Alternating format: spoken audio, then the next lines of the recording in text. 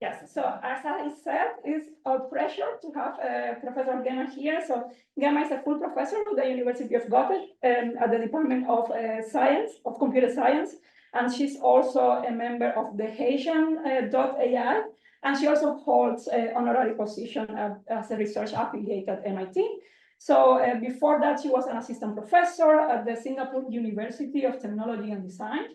She also did a postdoctoral work at MIT, and she got her PhD from the University of ETH Zurich.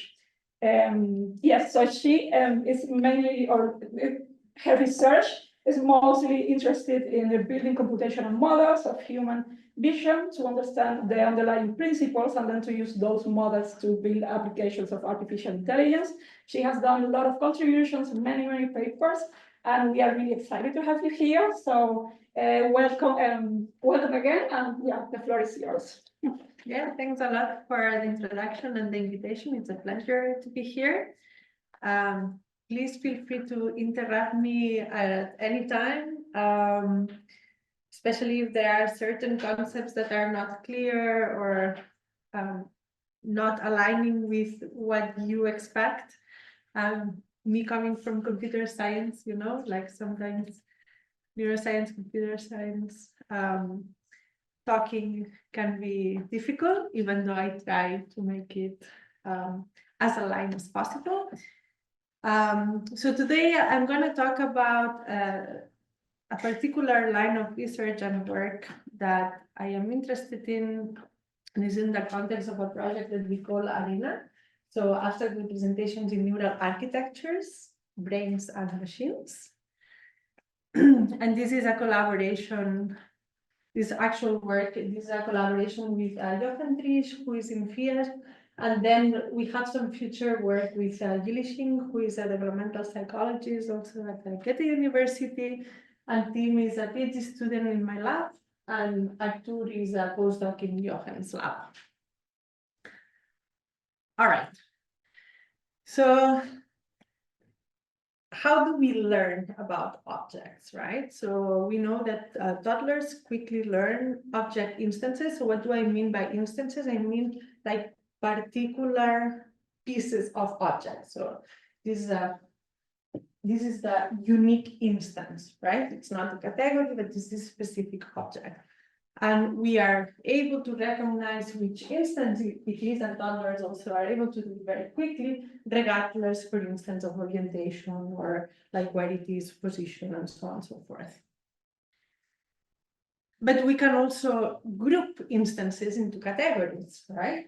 So we know that this is maybe inside the category of airplanes, even though inside here there are many instances of airplanes, right? So we know how to group these things together based on maybe some abstractions or regularities that make these particular instances be part of this category group. So one way we can think about how we learn this or as during development is through object manipulations, right? So this would be supported by influence principle. Okay, so we manipulate objects, and while we are manipulating, we know that over time, with like frame by frame, in a way, it is very probable that it's the same object that we are seeing. And then another way of getting information, more at the semantic level, could be with the synchronization with language, right? So we are being told which object it is, from time to time at least, right? So this could help potentially category generalization. So here we have an example. It works, the video. It goes, doesn't matter. Let me see. Anyway, so in this video, mainly what you would see is a toddler interacting with a caregiver, manipulating different kinds of toys and different kinds of objects. And with this interaction with the caregiver, we would give some feedback and some input from time to time that doesn't have to necessarily match what the toddler is looking at. And this is also that I will discuss later. So what we thought is that dyadic place actions provide both, right? So this manipulation of objects, so toddlers playing with toys, and also these object-related utterances, because the caregiver would give information of, oh, you are picking at a ball, or you have this track, or look at this nice doll, and so on and so forth, right? But also what we know is that these utterances can be very sparse, so it's not constant, and very ambiguous in the sense that maybe the toddler is looking into a particular object, but maybe the caregiver is referring to something else that is in the background, right? So here you see the example, the toddler picking up the doll, but the caregiver talking about the elephant in the background that the toddler doesn't even pay attention to. So that's the ambiguity here. So one of the questions that we pose is, can this dyadic play session support the semantic object representations in toddlers, at least at the computational level? So what we propose is a computational model of toddlers. And for that, we designed a data set of 45,000 simulated dyadic play sessions from toddlers' perspective. So we didn't record data from real toddlers, but we simulated them somehow to have a very controlled scenario. And here you can see that's what a simulated toddler would see from an egocentric perspective, right? And then that would be some other, it says, like, for instance, that's a dog. Is that from the memo from Jochen, or? No, this one is not, it's not from the memo. I mean, this is like the environment, I will tell you later, that it's, the environment is the 3D world, and these are object models from some other data set that we combine together. And then we also use developmentally plausible utterances with this sparsity and ambiguity occurrences. And in the model of the toddler's learning process, we wanted to incorporate these two principles that I talked about, right? So slowly changing visual representations over time, and then this audiovisual alignment, which you will see at the end we model with text, just to not have the ambiguity of having very noisy input from the audio. So just language. Okay, so this is how we created the data set. So we have this 3D world platform that is open source. And then the Toys4K data set, in which there are like about 3,500 object models. We clustered them into 105 categories. So the models, each of these 3,500 would be the instances, and these would be the category groups. Okay, so they are groups into that. And here what you see is this would be like their world, which is a simulated house. And then the blue dots would be the agent, so the toddler position. And then the red ones would be the object positions that we simulate. Okay. So here, exactly what you see is that what we did is place between 5 and 20 background objects, so different toys on the floor, for instance, besides the target one. And then we also model like at what distance the objects should be from the toddler. Yeah, so here you see some of the models that we use, and we select them such that they are somehow developmentally plausible objects. Okay. Could be toys and different kind of stuff. They don't need to be able to manipulate them though, right? They just need to be able to interact with them. So you will see that in our model, we didn't actually incorporate the manipulation, but what we did is to simulate the manipulation. So this would be the next step. So to have a model that is able to actually grasp and interact, but we did it more in a passive way without having like an agent that can actively decide what to pick.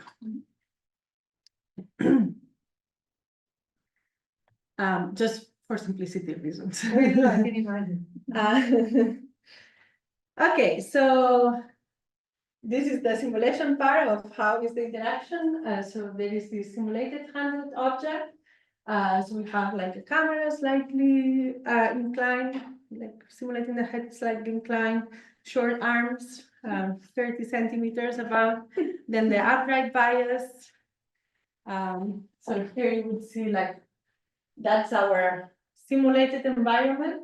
And it's okay, this is the real toddler, just for you to see how we simulate it. So here, another thing that we don't have is actually the hands, right? Which could also be informative. So what we have is really like the center object from the egocentric perspective. So this is what we take as a target object.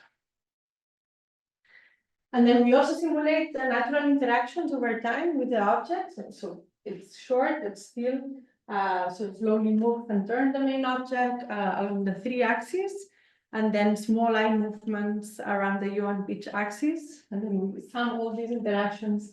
And this is what our model sees, right? Which simulates what the toddler would see.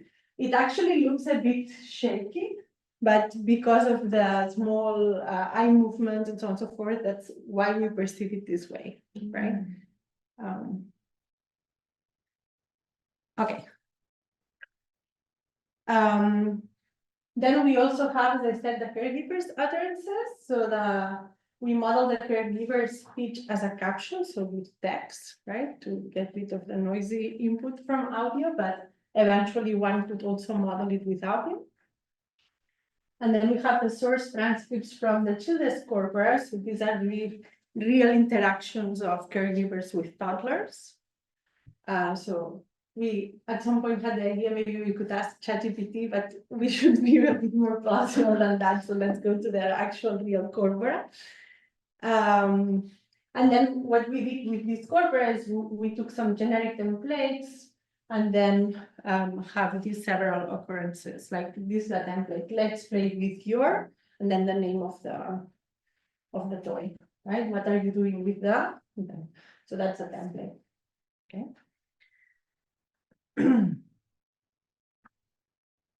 I guess no questions so far. And the sentences are always of this sort. So, you have the object either as a noun, right? Or do you have like, more something like the dinosaur is fighting with the lion? No, in this particular experiment, we just have Only like, one. Only one. Yeah. Okay. Yes. I think this would also be, so we have another level of noise, let's say, that I will discuss now, but it would also be interesting to see, because then you could also kind of try to understand like the occurrences within like a sentence in an utterance and, the actual learning of the semantic.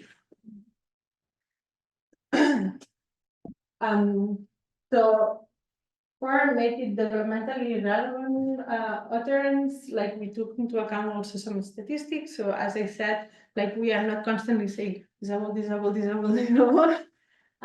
there is some sparsity in the sense that we from time to time say, oh, so you pick up the ball, for instance, right? But then you don't say it again until it picks up another toy, or maybe when the child does something else with the toy, right?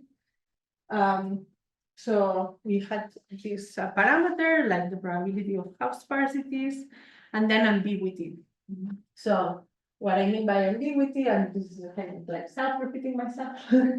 So this is what happens. So I don't know if you see, but here there is an airplane, and the toddler is actually picking at so has the airplane as the target. But then it could also be that maybe there is a ball in the background, and then the caregiver, instead of referring to the airplane, so it refers to the ball. Okay, so that's the ambiguity. And then we also have this parameter as a probability, which, so these are the parameters we took from the literature. Okay, and here you can just see a sequence of a simulated dyadic play interaction. So the sparsity term refers to like how many of the frames incorporate basically this caption, right? Not Yes. how many instances of picking up. Exactly. Exactly. Great. Okay, so to model all that and how we can have also like visual representations that also incorporate some semantic meaning at the category level and at the instance level. So what we pose is, as I said, like these two principles. So the toddlers learn visual representations that slowly change over time because of how they interact, okay? And we model this with something that is called contrastive learning through time. I'm gonna try to give you a very broad overview of what is this. So mainly what it means is that you have a sequence of input, and then you get some representations of this. So what is a representation? So it's just like from the input, you have some processing and some computations, and then you get, so from the brain would be like what you can record from the brain. So what the activations you get from the model, right? And what you enforce or what you would like is that over time sequences so that occur like very close in time are also very closely clustered. That they appear very similar, these representations, right? So that's why it's through time, because through time we enforce that the representations are very similar. It's like associative learning. It's like associative learning in a way, yeah. And this comes here, like without any extra information. It's only here the input information from the visual perception. Okay. And taking into account this slowness principle. And then the second one is that they should also align with the concurring linguistic representation. So again, representation, so you have your input, which is in our case text, could be audio like speech, and then you pass it through some model, the brain, and then you get some patterns, and these representations should be aligned also at a certain level of abstraction to the other visual representations, right? And this is the multimodal contrastive learning, which again is a kind of associative learning, but now instead of doing it over time with the same input or like the same modality, like the sensory modality from vision, it's like occurring at the same time, right? The text and the image. Does it have to be at the same time, Gemma, or is there a window? We have so in practice, we have a window. Yes. But a very small window, because as you would see, like here there are transitions over time, right? Like so that the toddler model now is looking at this toy, but then it will change toy, right? Okay, so here's some boring implementation details. So we use the neural networks, of course, and then so this it's not that important, but mainly it's like how we mathematically encode it into the models during the learning of the parameters of the models. It's a standard nomenclature, so don't worry about it. But mainly what it's doing is that, is what I said, so according text and vision representations will be aligned, and then over time in the visual domain will also be aligned.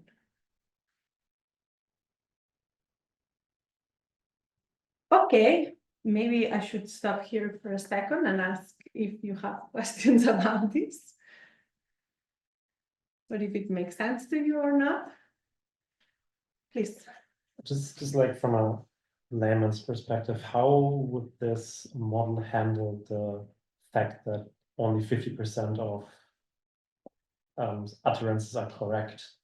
Like, I think if I remember correctly, your error term before, like how would this be handled? How would I have to imagine? Is it just like a lower weight that comes on the text? Because we don't know. We don't know, so it's all. So this comes later on in the analysis. So what is the effect of this ambiguity, for instance, or this sparsity? So the model or the agent itself doesn't have doesn't make an estimation of the accuracy of the income. Yeah. So here also this comes with the assumption that the toddler's brain also doesn't know which word goes with which toy, right? At the beginning at least.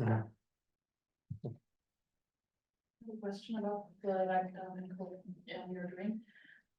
So when you're doing the visual encoding, is that more of like an object recognition of the, because there are like multiple toys also in the background, right? Are you only encoding the like most frontal one, or are you also kind of like tagging the objects in the background, and does that interfere with the like percentage of the correct utterances? Yeah, so here what will happen is that the most prominent object and the one that is like central to the model, let's say, like from the egocentric perspective, would be the target object, right? Because it's the one the toddler is manipulating and supposedly looking at. And then the background objects would be laying there and so on, but we don't specifically label any of them, right?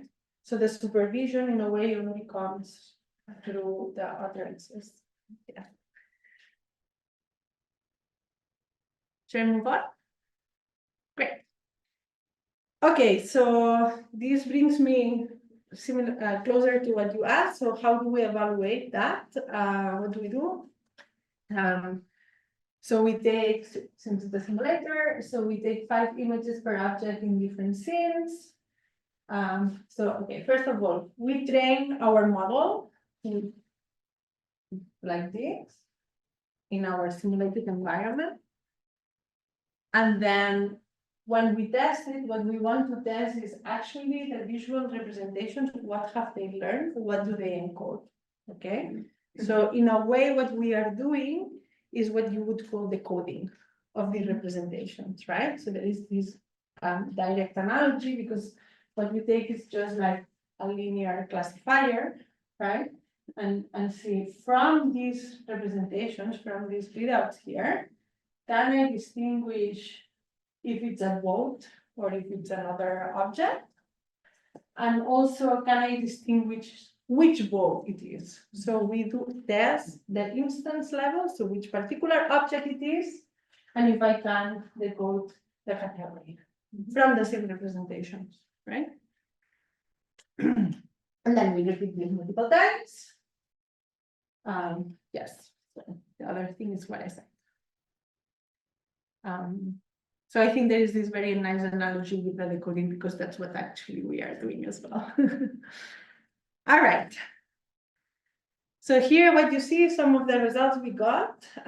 So this is accuracy. So how many times we read right? Either, so in category is like how many times our decoding classifier could categorize it correctly, which category the input object belongs to. And then here there are different setups. So that's the nice thing about the models, is that you can manipulate them as much as you want. So Oracle would be that you don't have sparsity, you don't have ambiguity. And so for each particular frame, when it's been trained and learning the parameters, the correct input has been given. If it's a bot, all the time, it's a bot, it's a bot, it's a bot, it's a bot, it's a bot, it's a bot, okay? Well, with the templates that I showed you. No. Then, And then, yeah. Just so I understand the y-axis. So Oracle in principle is like a noiseless input, right? Because it's always, it tells you which object it is without any noise, right? Oh, yeah, okay, yeah. So that's important. There is no overlap between what the model has seen and what we are testing on. I see. So at the category level, there are different instances for learning, and then different for doing the decoding. It's out of distribution in this sense, yeah. And the accuracy, like how do I understand that it's 1 in 105, or what is chance? So chance is 1 in 305, yeah. Yeah. So this is actually really high. It's not bad, yeah. But again, a model is not as noisy as the brain recordings. It is much more stable. Sorry, and you probably mentioned this, but I mean, so how would like the training time, like what would this be the equivalent? Or like, how much training does the model receive, right? I don't know.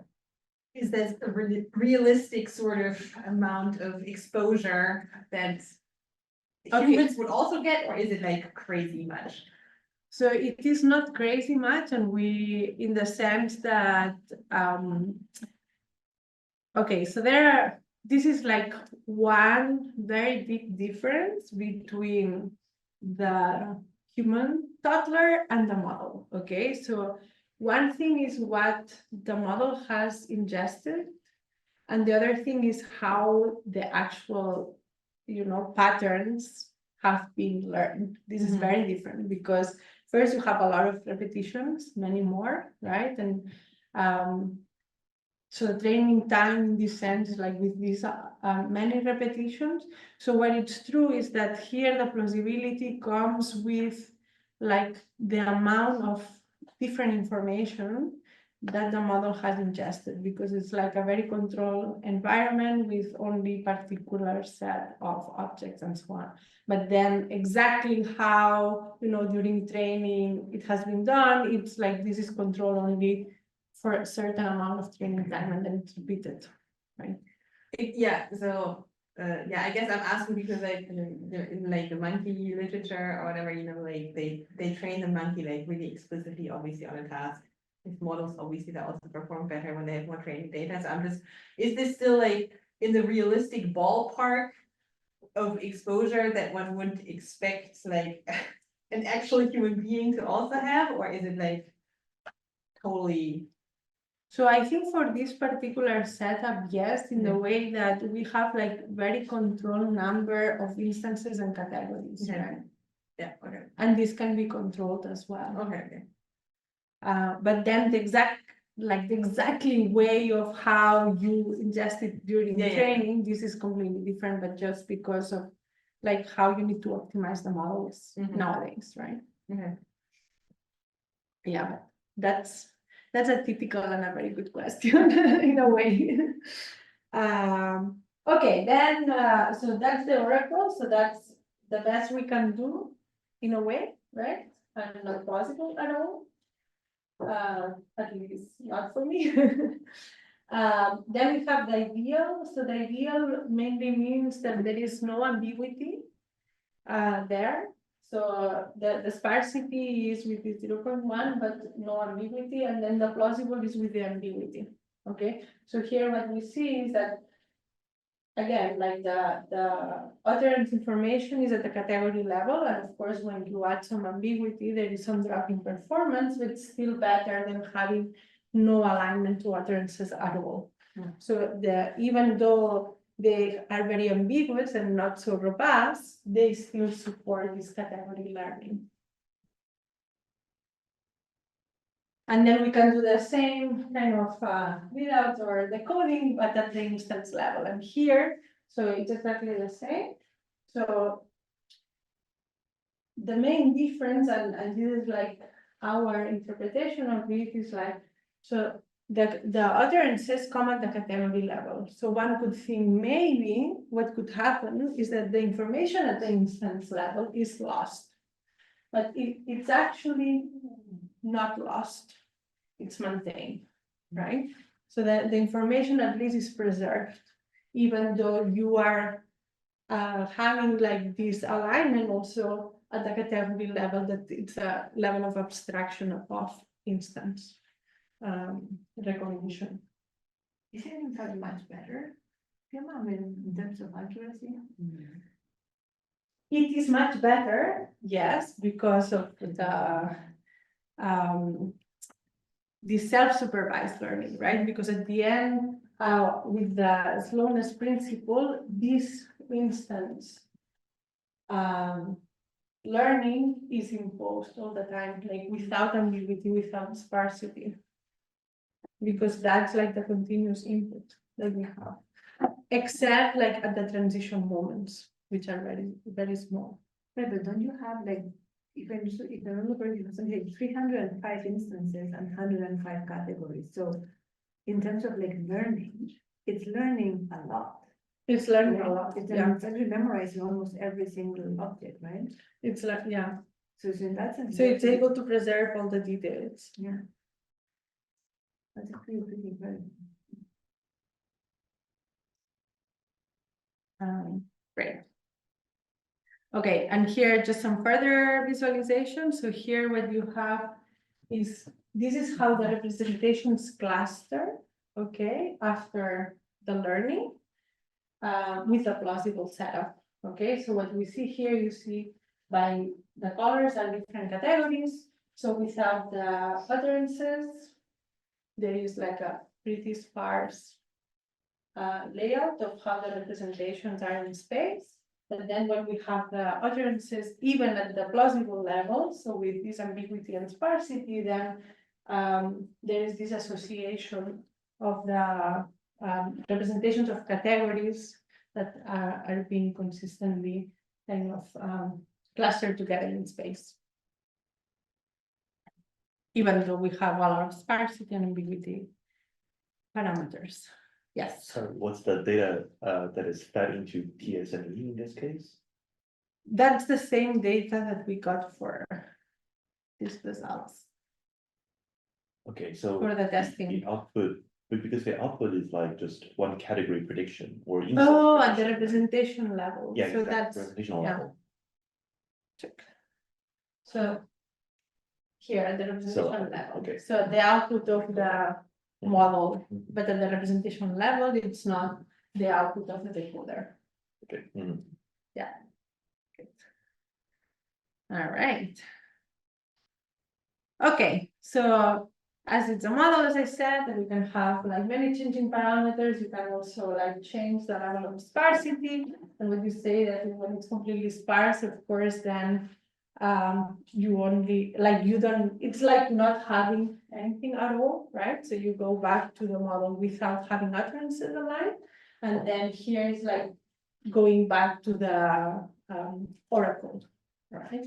And this is the plausible one, so it's a kind of compromise, and it seems to be a kind of sweet spot here. And we have the same for instances. I mean, it's quite interesting, this tip. Yeah, Here. what is that? So after thinking about it quite a lot, so this is like the plausible setup instead in. So the sparsity is the parameter that is being changed, but the ambiguity is kept plausible, right? So if you have a lot of sparsity, but a lot of noise, then you kind of de-learn a little bit this, you introduce too much noise. So instead of saying this is a boat, you are saying this is an airplane too often in comparison to how much you are providing information. So you just give too much noise to the system. So this would be like, imagine that you are interacting with a child and then you are just giving the wrong information all the time, right? But why does it improve? That's what I don't- Because then here, it's better to just not give any information at all. Which would be the case of only having the contrastive learning through time, through the visual input, without the language alignment. And this here is much more pronounced than here, because this is at the instance level and at the category level, which is learned with this slowness principle.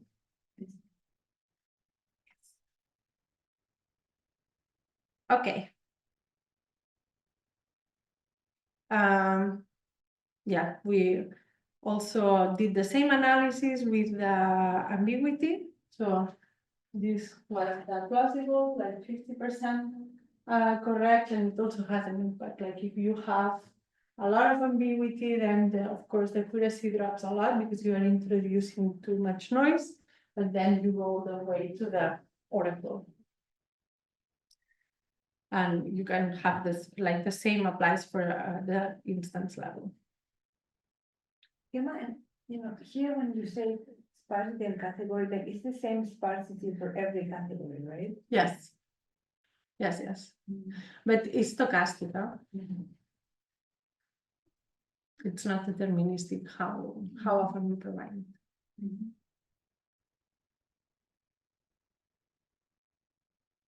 Okay. So some takeaway from this part. So we have this multimodal dyadic play data set, which by the way is available in case you are interested. And then we propose this computational model of toddlers learning, which should also be available, which is available. Let me be more precise. And then as a takeaway, the caregivers which explore the semantic visual representations in toddlers, right? So it's not only at the instance level, but also like how like we can form categories with these utterances. Align. Can I ask you one question before you move? Yes. What is the memory of this system? I mean, in the sense that, like, do they, because for this to be a baby or whatever, a toddler, they tend to have pretty bad memory, right? So, Yeah. so they cannot integrate, so. So the actual integration is like 2-3 frames over time So it's really, okay. only. And then, of course, during learning, there is a bit of consolidation of patterns. But Okay, yeah, that's pretty much it. okay, good, great.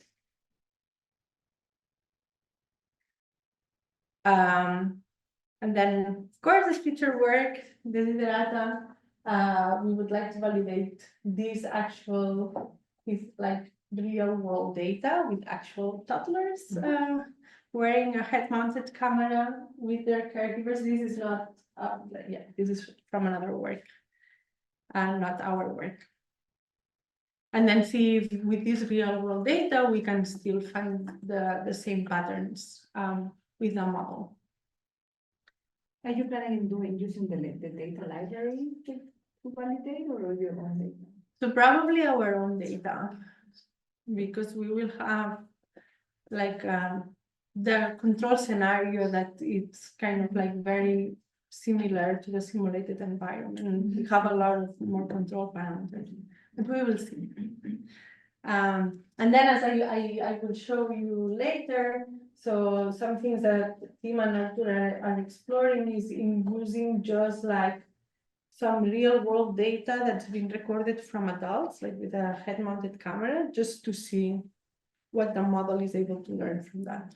But it's not toddler data anymore. Gemma, can you hear me? Yeah. My question is, I mean, there are other people doing that, like this 1,000 days project in Princeton. And so this is a much larger scale project, of course. So how do you see the difference? Yeah, so there are some differences in the sense that with for instance, this project, what they do is they wire the whole house and really capture the whole environment and the whole interactions. And what we are doing is modeling the egocentric point of view from the toddler. So this is one of the differences, for instance. But I'm sorry, aren't they supposedly trying to just do that via software, so that they take the data and transform it to the autocentric view, just via software transformation? But how would you do that? I mean, like I said, the problem is that. Well, you can do that. They will get there, I guess. Well, Yeah. I mean, you know the head direction, you know where the objects are placed, and you can so from all this data, you can generate approximate autocentric view. But how do you get the gaze? Right, because I mean, I can have something in front of me and not look at it, right? Yeah, I don't know. I mean, there is a lot of overlap, certainly, in some of the questions that you can ask when you have the data already from the viewer's perspective. There are a lot of challenges that you can overcome very quickly. But I'm sure that then we could also see, okay, let's try to cross data sets with the different models that we come about, and then let's see how they generalize, for instance, right? And that's why there's this whole data library from NYU, right? Those are with the GoPro cameras from kids, right? So at least there you really have. Yeah, we should But- actually But the explore problem is that they those. don't have the gates, right? So, Mhm. and Uri also doesn't have the gates either, Mhm. right? So that's why I think that there is something, because what I understand from your, from your model, is not just that the toddler is it's confronted with something, but it's looking at, It's looking at, yeah. right? So, and that makes a difference. Yeah, Or it should make a difference, right? I mean, one could also, I think, come around it and take the hand, for instance, because we know that when toddlers actually manipulate an object that they are looking at, so their hand will be there, and the hand is very easily detectable. So it would This is, be. for instance, super interesting example. So there's this guy from blocking his name, toddler-like, right? Mhm, So he took the NYU data. mhm. Now, what is very surprising is that the model doesn't learn the concept of a hand.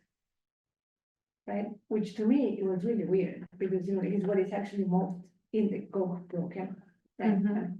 Right? But then learns really well sand. So what it actually seems is that it's actually looking at something that is just homogeneous. So you see that how much of this, to me, it seems that when we say that they're learning categories or whatever, like we get impressed, but the categories they're learning are a lot of, you might want to do like random statistics, or simplified things. So how, yeah, I think you get where I'm getting with. Yeah, I think, I mean, there are also a lot of different variables and parameters that one can incorporate into the model. Like, for instance, when you have this zerocentric view, you can also have like acuity, for instance, encoded there, and this would certainly help, I think, because then you kind of just make the model focus on the target, right? This would be, and this is actually, at least over time, right, how we perceive. So this would be a way to really pick up on the object of interest. Yes.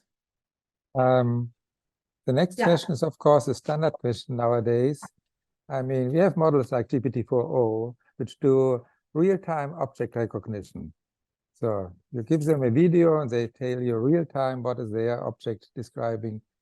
And they learn, of course, in a certain way. And the question is, if you look at this baby research, I mean, the question is that not just the initial stage? Like, let's say, like you would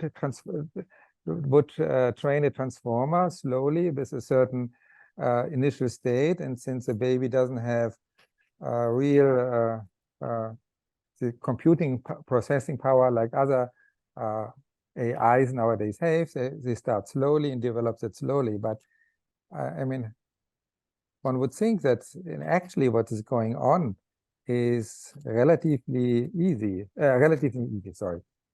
similar. So you could just take your data you have, and plug it into a standard transformer, and that shouldn't do it, or not?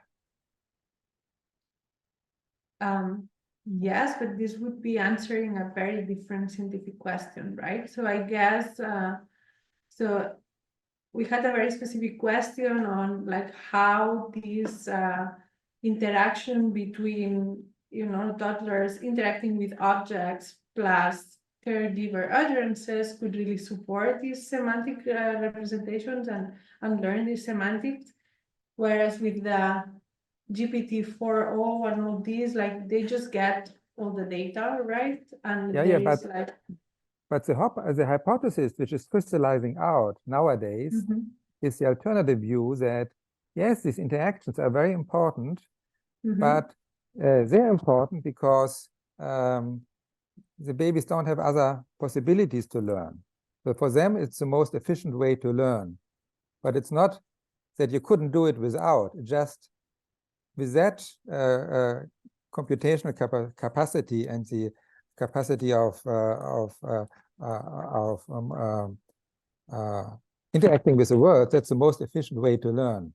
But it's not, let's say, in this sense special. It just in that state, it's the most efficient way, but you don't really need it. I mean, yes and no. So I think there are certain aspects in which, I mean, there are a lot of working hypotheses in which they pose that actually this embodiment and these interactions is what makes the models grounded, or would make the models more grounded, for instance, to the experiences. This is one thing. But of course, there are many ways to learn the different models, and these actually we also see when we get the representations from the models, and then we try to find the correlations with the neural representations, that we say, well, what we observe is that actually the correlations are very high in very different scenarios, right? So how we get there to these representations, there are multiple ways. So that's what it's not so in a way, yes, I would say to what you said, right? So we don't have this capacity of ingesting the whole data in a very short amount of time, like these models do. So it's like a very different way of learning the parameters, I would say. Yeah, so what I just wanted to say is there might be a different kind of view being developed. Initially, although years ago, that was a standard view. We really need the manipulation of the objects to learn. But now the question is whether this is just the most efficient way to learn in this status. And so you could also try to address this kind of questions. That's what I just wanted to say. Yeah. Yeah. And I think also, like when thinking about these large models and so on, what is also interesting is that when you ground the large language models to some other modalities, they actually become better, right? So that when they find some grounding. So in a way, this is not interacting and manipulating, but it's also finding some grounding to vision or to some other kind of perception. Exactly. Yeah. Thank you. And the other question, so irrespective, because it's one question, I think what I hear is two orthogonal questions, right? So one is, I imagine that if you have an unlimited memory, which, these transformers and whatever have, you don't need any, perhaps you might not even need these two modalities and etc. Right? There's a lot that you can perhaps extract, or much more than a baby can extract, right? So on the one hand, I think that is what do you do with a system that has limited capacity, right? And then the ways of learning might differ. In that case, hand-object interactions or manipulation might actually be relevant. So that's one thing, which is like, if you have memory or you have certain architectures, you can do certain things. The next one, which I think is, and what I understand what you're trying to also get at is, can you learn not just the categories, but the spatial representations of those categories? Right? Which I think is even going further, because putting a label on an object is not the same as actually understanding where that object is located in space. And for that, I don't imagine, irrespective of how much data you can input into these models, from 2D videos without any manipulation, that you're going to get true spatial representations. Not just Cartesian, but like true where you have like height, like a distance and what you can manipulate and so on. So I guess that these are two things that you're trying to get. One is, can they learn the categories, but also can they learn the spatial context? Which is that, did I understand you right? So I think that, I mean, when you have videos, you can have a little bit of spatial context if you take like a big enough window, right? Because you can integrate this information and you can estimate, for instance, the distance between objects and things like that. This could be a way. The other thing is like the space in its context, right? Which is what I wanted to present next. But in a way, when you can manipulate the objects, then I guess if you are really interested in even have like some physical sense, right? Either you put it there through descriptions and then maybe there is no real grounding, but there is still learning, right? Or you need to interact with the world to learn about it, right? At least that's my hunch. today. Let's see tomorrow with a new model that will come. Yeah, great.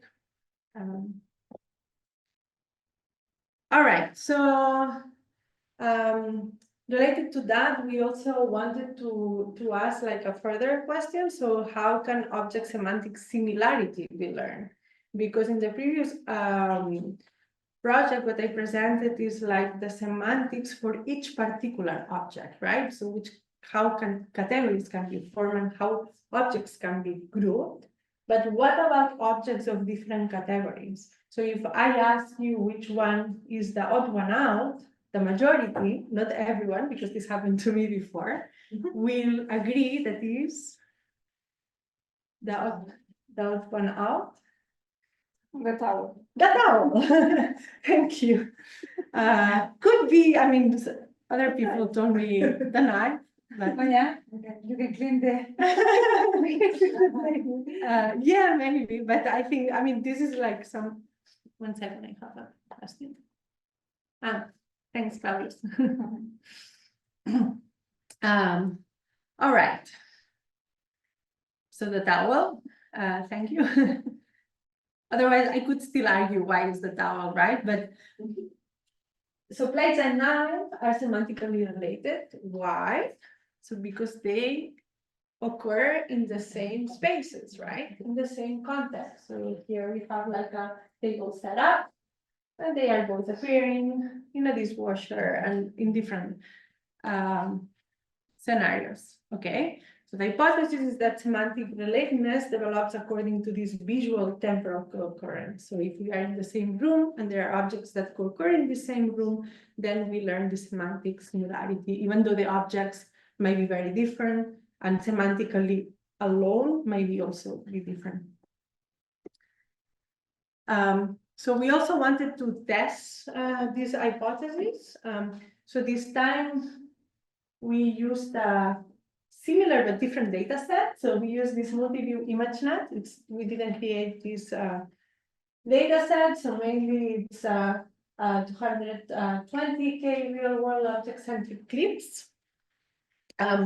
We selected 80 categories and then we manually distributed them into 8 contexts. So what do we mean by context? So mainly different kind of scenes, right? So objects that typically occur in kitchens, then we would assign it to kitchen, living room, garage, nursery, and so on and so forth, okay? This might be a limitation of this work because it's a bit in a naive way what we thought. But you just, let me try and you're just placing the objects or you're trying to? We are assigning it Okay.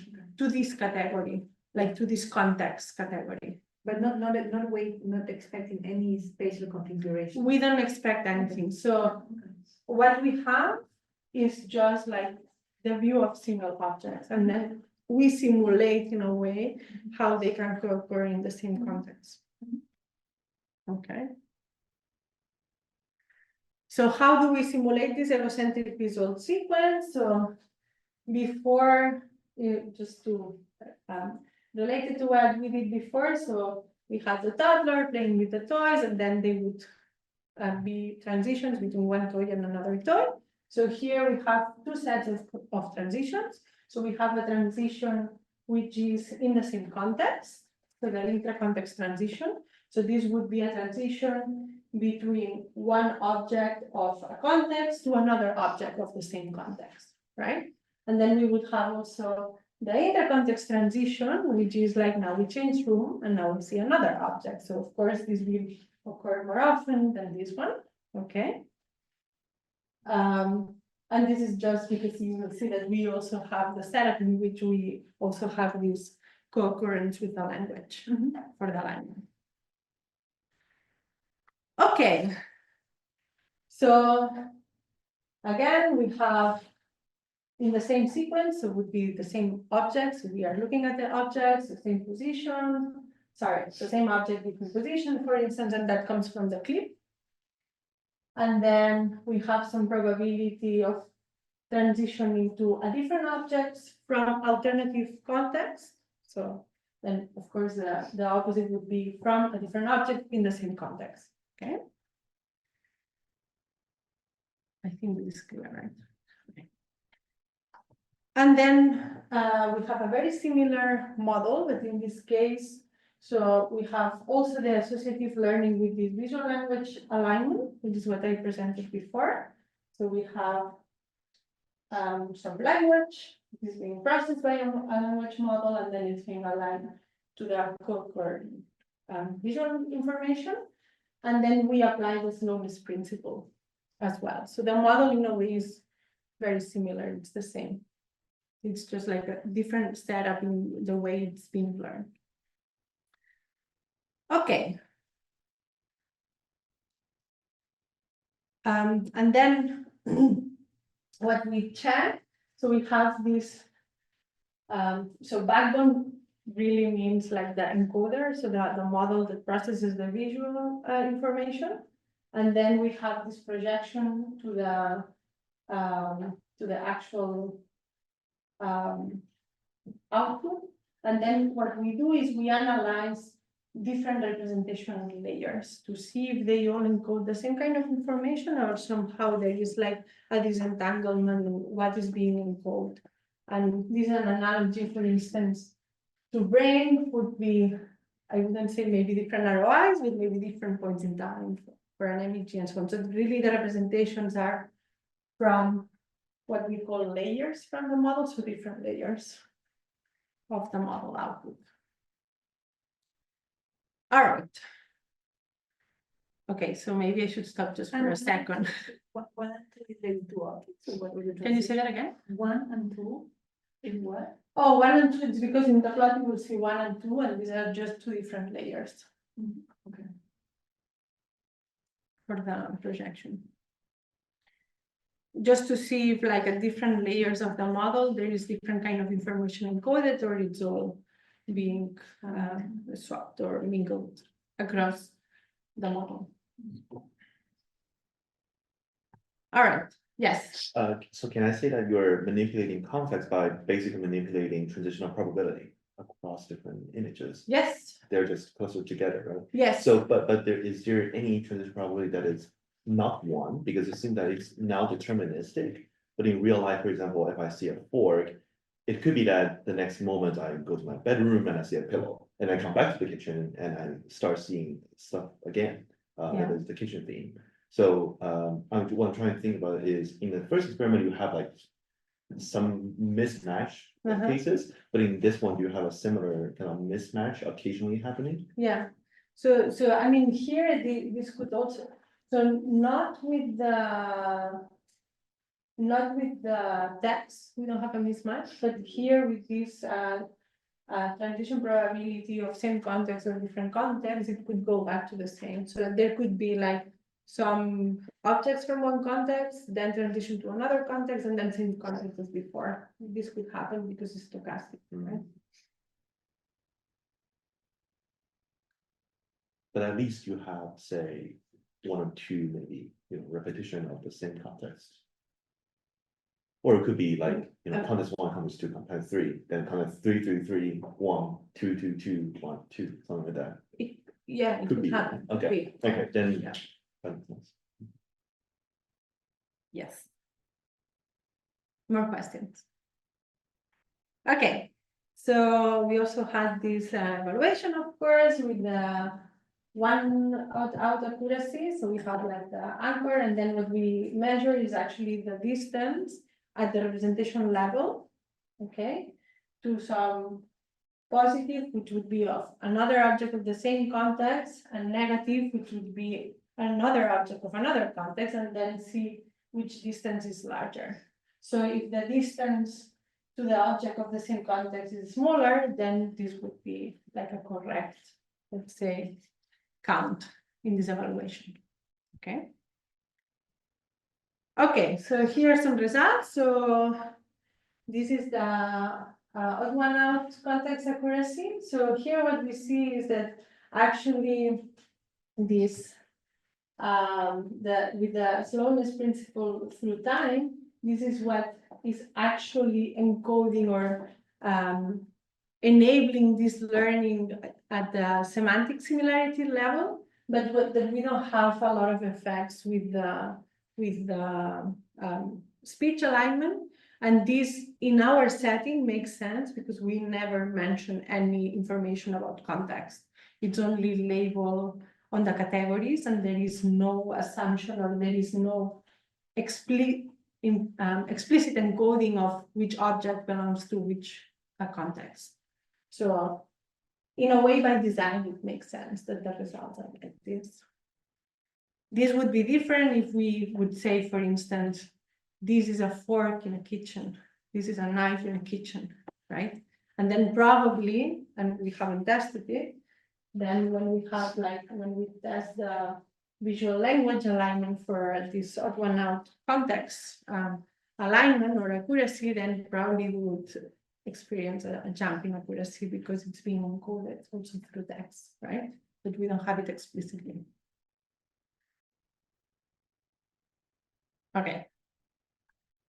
Well, and here mainly what we are seeing is that if you remember that I showed you this 1-to-1 representation layer, is that this is like only with the visual part with this different transitioning, and this is the visual language alignment projection. So what we see is that actually different layers encode different kinds of information, and we look this by this decoding, right? So what we see is that context is in our model is being much more represented in the later layers, whereas the identity, so which particular object it is, and category is more like first identity, then category, then context. Okay. And what we also saw, so what we tested here is that if there is somehow some compression that enables this context information encoding, so without imposing a sparsity at the representation layer, so how many activations we have, right? What we saw is that at the representation layer level, the higher you go into the representation, so the more abstract, is also the more sparse, right? The representation. So it's kind of like abstracting more from the actual input. So that's what we think enables this contextual information being encoded. All right. Yeah, so some more parameters that we can change, so how frequent the context switches again, because again, it's a model, so we can, during exposure, you know, like this probability of changing context, so if you change all the time, then you don't learn any contextual information. And this is what you see here, at decrease. This would be like when from one instance, from one object to the other object is always different context, right? And this is what almost always the same context. All right, so again, we can see nice clusterings when we have this contextual information with this probability of changing context. So if you have more consistency, of course, you have nicer clusters with context representations. So each color is one context. And this would be like changing all the time from one to another context. So this leads me to the conclusion. So maybe questions before I go to the conclusion, just in case. Okay, so by inspired context transition statistics drive context-wide organization of visual representations.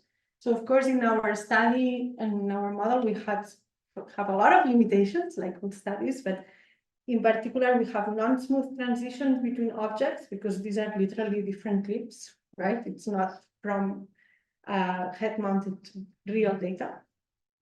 And then there is unaligned background because these are different clips taken from different scenarios, okay? So this is kind of noise that we have in our data. And then our ground truth label that we use, it's really the label. So when it's a MAC, we say MAC, or this is a Mac. We don't say any plausible utterance or like, description that one would hear when looking at a Mac. So this is what I said. So as an outlook, so we are looking into this data set, and just because it's very rich and it's very broad, very diverse, and it's from head mounted cameras. So we want to see exactly what can we learn, and if we are able to learn something from this. So we have some preliminary results, but nothing ready to show next time. Here you can see what the data set is looking at. So how the data set is. So they actually have people all over the world performing activities with a head-mounted camera. So very similar to what you would expect on the Neo, for instance, and also with the gaze, where they are looking at. And it's mainly activities. They are cooking or they are doing stuff. Some actions. Okay. And then we also have this new project with Gilishin from the psychology department. So what we want is to record some data in the lab and also in the home environment with toddlers, so real toddlers, not simulated toddlers. And then what we want to do is to assess some kind of correlate between memory and learning with some of the parameters that we care about, like environment or also emotion at the interaction level with the caregiver and things like that. And of course, we also aim at building up some framework to collect data and then annotate everything automatically if possible. So this is the pilot data because that's my son Marco.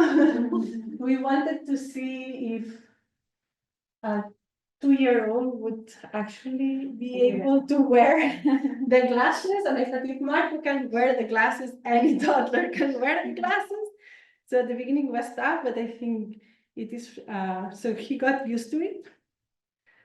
And then this is some piloting in annotation. So that's what he saw. So you have the hand, and then you can automatically already annotate with off-the-shelf models. So you can really improve this automatic annotation, like the hand. You can automate what, so stuffed animal and sofa, furniture, like a lot of stuff, which might be useful. Yeah, some more. This is another stuff. And then since we also get information from audio, so we track what happens, like for instance, I interact in another language better than English. So they are very good translators and it's actually pretty good. So we can get like segmentation on who is speaking when, what they are saying, or even babbling, like babies babbling or something, which is I think pretty good. Description of the image plus actual annotation on the objects. And this is only with very quick off-the-shelf models. So I think we can do much better than that. Yeah. And through this model schema, can you say if you have your hand and his hand, like can the models assign agency? So the models at the moment cannot assign agency because but what we could do is like have some hacks. Or we could even ask, like, is this, maybe it works, maybe it's able to detect this child's hand and this is an adult's hand because they have some differences and the models are getting very good. Yeah. So it could be possible that we can do it not so far in the future, maybe already now, but we haven't tried. And what you can also do with this is like look for particular objects. So you know, for instance, that you have this particular toy, so find it in your data. And they are quite accurate as well. You know, like And one thing you can also, because in your models, you're only taking the utterances, but you're not taking the accentuation. No. Right? But here you can, right? Yeah, here you can. When we talk to toddlers, babies, we talk like this, whether mother is, whatever. Yeah. The accentuation makes a lot of. Yeah, absolutely. Yes. And I think here I mean, it's not the same, but it's also related to affect, right?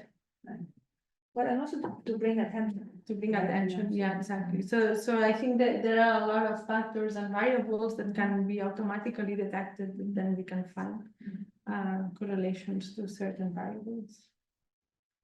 Yeah. And here is your plan, because you also have the mount that can on the parent, right? So On the you have parent. Are you planning and then trying to? To find the synchronization, like to analyze synchronization Right. also, like how synchronized they are, Or like even turn taking, right? You know, because As well. you're understanding. it, Yeah, then that's true. perhaps, you know, like, you know, we do take turns, you know, so where is the ball? And then you look at the ball. That's Yeah. kind of, there's a Yeah. cost. Yes, absolutely. Absolutely. Yeah. So this is also potential data that we are thinking about to use it for our model, right?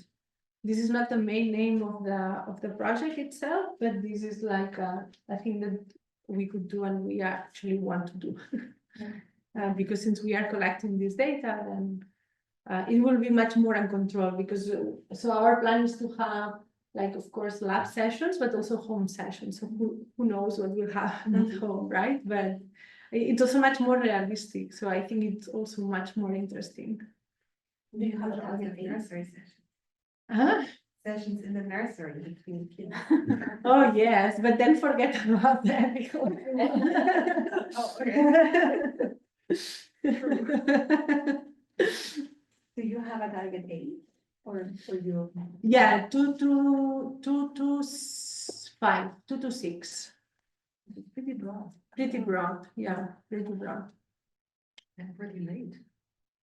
Right. I think object representations Much earlier. much earlier. Mhm.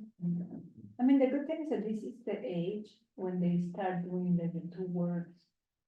So they can say, like, this is the ball, give me the ball, you know, so they can. Actually, right? Yeah. So if you start at 2, then, Mhm. Like simple. yeah.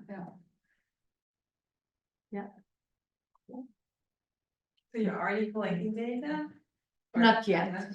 So we are in the hiding process. Oh, okay. But hiding is closed. Otherwise, I would advertise like crazy.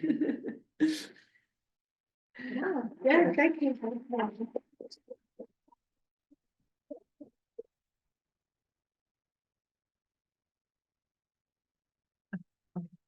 Professor, into the chat.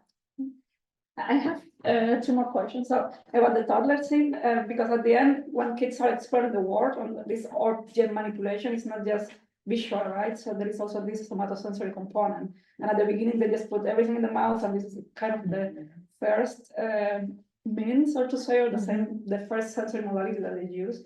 Is there a way to incorporate that in the models? Does that matter, or?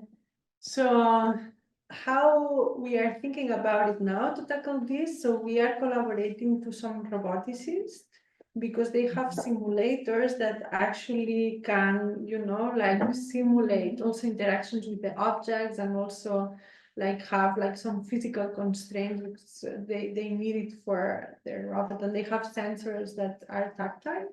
So we are, but this is almost at the conceptual level. I mean, we are starting. But we are trying to see what is the role also of this kind of other sensory modality. And so because I don't have a lot of experience on modeling that, for me is very difficult to imagine, but for them is not that difficult. So there is, they also can incorporate this input, and then have also some representations that you could align, for instance, right? Yes. And the second one is about the context. So here, if I understood correctly, the way you manipulate context is kind of room, right? So objects that are in the kitchen or in the living room and so on.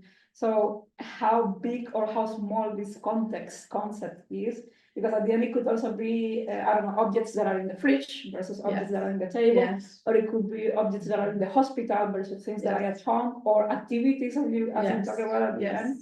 does that matter or? I think it does matter a lot, but also so how we have done it is like very crude, right? Like we only have these 8 contexts, but you could also have different layers of context, right? So, okay, in a fridge, but fridge is in a kitchen, so then maybe you could have like a probability of transitioning to an object that is maybe not in the fridge, but yes, in the kitchen, and another probability to transition to another context that would be up, for instance, right? So I could imagine doing this at different layers, yeah. That's good. Thank you. More questions from the audience or online? Do we have more? It's something for you to consider. So that's why I asked about the manipulable object versus not. It would be interesting to understand like what is their understanding of things that they cannot manipulate. Like say a cactus. You know, like you know, Can. what is They can manipulate everything once. Right. You know, versus, and in terms of, you know, like how they bootstrap the learning of the categories. So that's why I asked you, presumably they don't learn the 105 categories all at once, but they use some for anchoring and then they bootstrap from those. This would be kind of like cool to understand. Right? Yeah, definitely. Yeah, something to think about. Cool.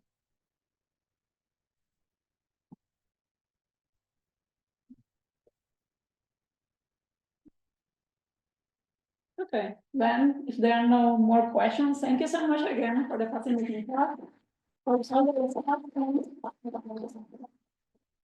Thank you everyone for joining. So I hope to see you in the next talk, which is next week on Monday. I will announce it, but yeah. At 11, we have to learn more. So we have. Oh, but he's here for 2 days, right? Yeah, he's here for 2 days. Yeah, but the talk will be on Monday at 11, and yeah, I will announce it, so you will all get the email. And yeah, thank you again. Yeah, thanks for having me. Yeah, then we close. And thank you everyone online.